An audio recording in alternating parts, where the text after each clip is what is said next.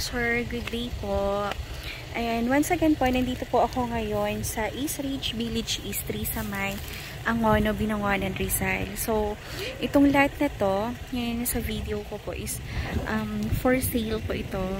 So, ang kinaganda po nitong lot na to, wala na po siyang harang dyan. So, ito na po talaga yung view niya. So, wala na pong may magtatayo dyan or may mag-o-obstruct po sa view natin. Kasi, para siyang ridge lot na po siya. At the same time, ang kinaganda po na itong lot na to, ayan, flat siya. And wala na po tayong tambakin kasi halos pantay lang po siya ng road. Ayan, so ito po yung road. So, ito po yung lote. Yan po. Yung cut po ng lot na to is 373 square meter. Ayan. So, ito yung isang lot na available po dito. Tapos, meron pa po tayong isang lot naman na available po. So, ito naman siya. Ipakita ko sa inyo. So, ito naman po yung isang lote. Ayan. Ito yung lot naman na available. Ito naman po is 260 square meter. And, binibenta po siya ng 18,000 per square. So, ang kinaganda naman po na itong lot na to, overlooking din po siya ng city and Laguna Lake. So, ito po, ito nakikita po natin is yan po yung kabisera. So, yung kabisera po na yan, restaurant po siya. Existing po siya na restaurant po. And then, ayun po yung kanyang view naman. City and Laguna Lake view. So, ang ganda niya. Tapos, ang kinaganda naman po, kung itong 260 po yung makukuha natin. Ano siya, kumbaga, nasa likod niya po itong house na to. Pero ang kinaganda po, since nakita na natin na ganyan na talaga kataas yung house, meron tayong chance pa na mas pataasan po natin yung pwede nating itayo na house or business. Kasi, nakita na natin kung gaano siya kataas. So, makakapag pataas pa tayo para at least makuha po natin yung wide view po ng ayan, ng city and Laguna Lake view po. Yan siya. So, 260 square meter and 373 square meter lot po yung available dito sa area na to. Ang kinaganda po na ito, sir, malapit lang po ito sa may Angono Gate. Kasi kung nakikita po natin yung house na yan, yung sa kabilang road niyan, yan na po yung pinaka-gate po ng Angono po. So, yan na po yung Cafe Gia, yung Pearly's Restaurant. So, malapit lang siya sa lahat. At the same time, yung dito, yung sa baba din po niyan, ito po. Ano po yan, Cityscape. Restaurant din po siya. And ito, restaurant din yan, si Cabicera.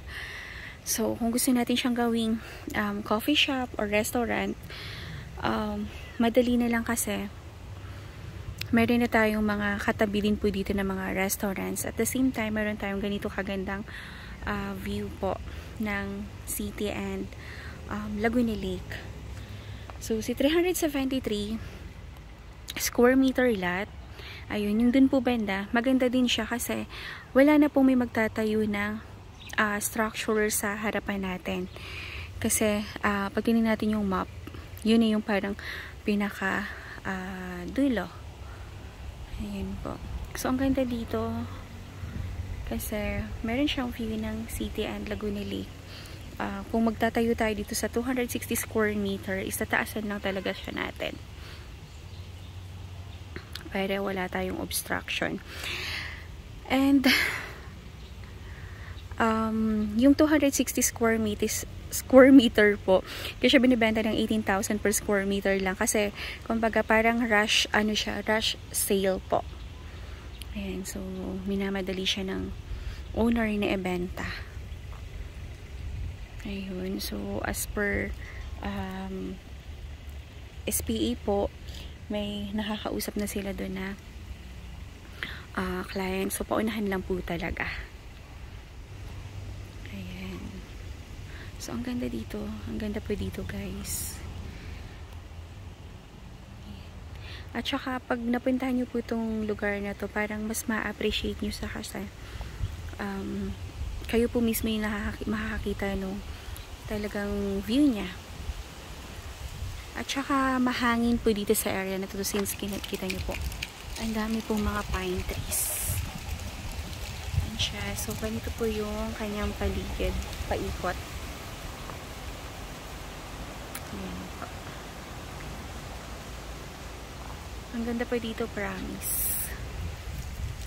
So, kung meron kayong questions or inquiry tungkol po dito sa property na to, dun sa 373 square meter and 260 square meter is text or call nyo lang po ako sa aking cellphone number 0917-123-9341 po.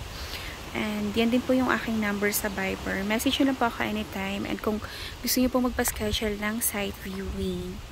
Ayan. So guys, please like, share, and subscribe po nitong aking YouTube channel para every time po na nag-upload ako ng mga bagong videos, bagong project, is maninotify po kayo. So, ang ganda. And so, lakad pala ako dun papunta sa 373 para mas mapakita ko sa inyo yung talagang ano niya, elevation. So, okay na ganda kasi dito. Ayan, malinis po ngayon yung property kasi ginamasan po siya.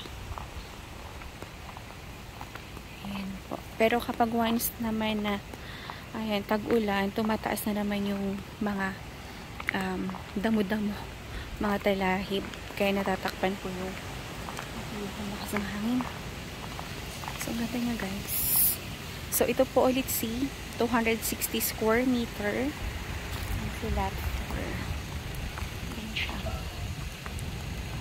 and ito naman po ang 373 square meter.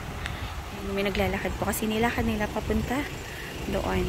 Kung hanggang saan po si 373. Ito si 373 square meter, meron na pong meron na pong muhon. Kaya matitrace na kung saan ang kanyang mga boundaries.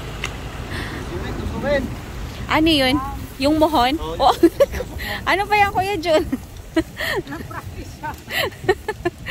Dulas pa. Ha? Oo, hanggang dyan yan. Hanggang dyan lang sa may puno na yan. Oo, nandiyan yung muhon. Ba't ito mong isang muhon, ma'am, luma? Ganyan talaga. Eh, ilang taon na yan, parang 2 years na yata. Tapos yung dalawa bago. Luma yung nilagay nila, Ayan, so yung 373 po, dyan po siya magmumula sa muhon na yan. Hanggang doon po. Po siya. So, ang ganda po ng view ng 373 square meter. Kasi wala pong obstruction. Tapos, ang boundary niya hanggang dun po. Ayan, tinutusukan po nila ng kahoy para maano po kung hanggang saan yung property. Tapos, yung next niyan, wala na pong may nagmamayari niyan. Kaya, pwede na po siyang linisin. Pwede na siyang anuhin para po mas makita po yung view kapag once po na nagpatayo ka po siya ng nagpatayo ka po dito ng property. So, ang ganda niya guys. Walang obstruction. Okay, so, mag-inquire na po kayo para maibigay ko po sa inyo yung exact details po nitong property na to.